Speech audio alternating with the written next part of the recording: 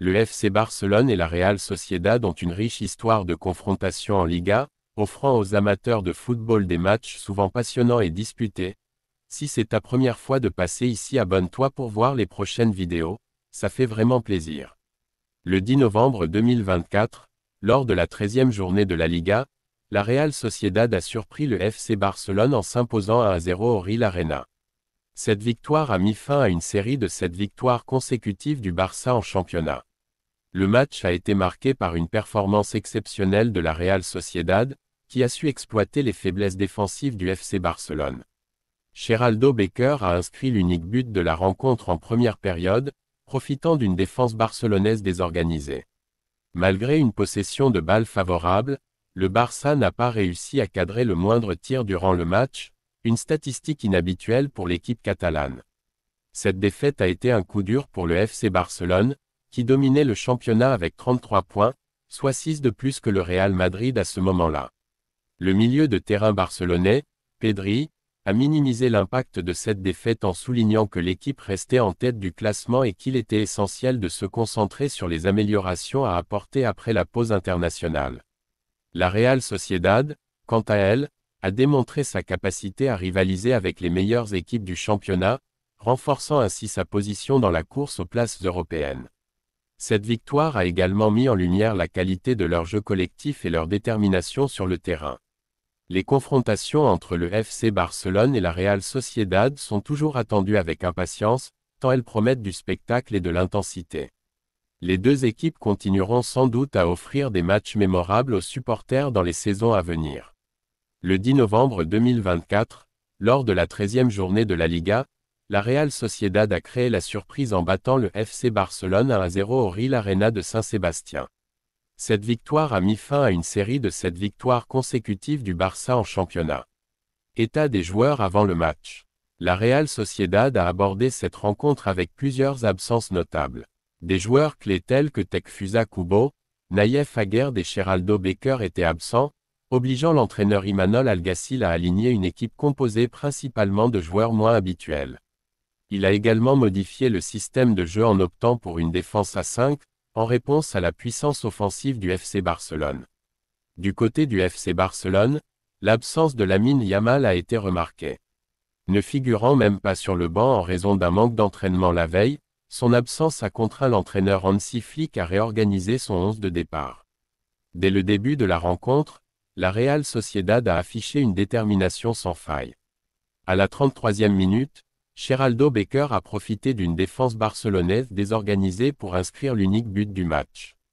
Malgré une possession de balles largement en faveur du FC Barcelone, 70%, les Catalans ont été incapables de cadrer le moindre tir durant toute la rencontre.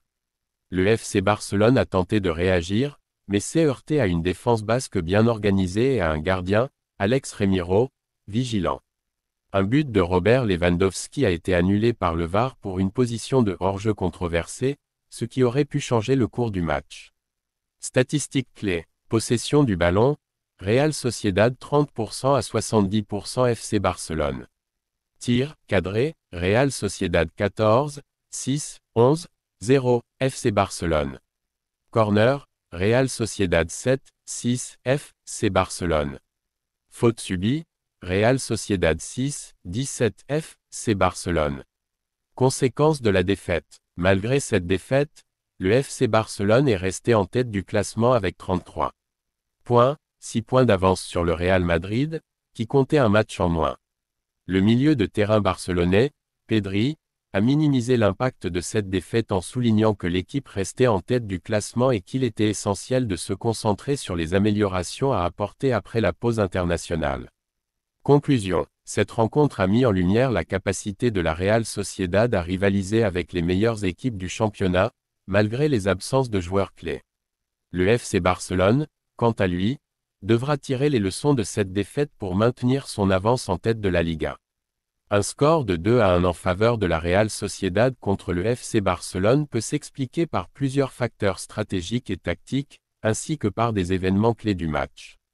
Voici quelques explications possibles. 1. Domination tactique et discipline défensive de la Real Sociedad. La Real Sociedad aurait pu adopter un pressing haut pour perturber la relance barcelonaise. Une défense bien organisée aurait limité les occasions du Barça, forçant l'équipe catalane à jouer latéralement. Des joueurs comme Mikel Merino et Martín Zubimendi au milieu de terrain auraient pu jouer un rôle clé en récupérant les ballons et en lançant rapidement des contres.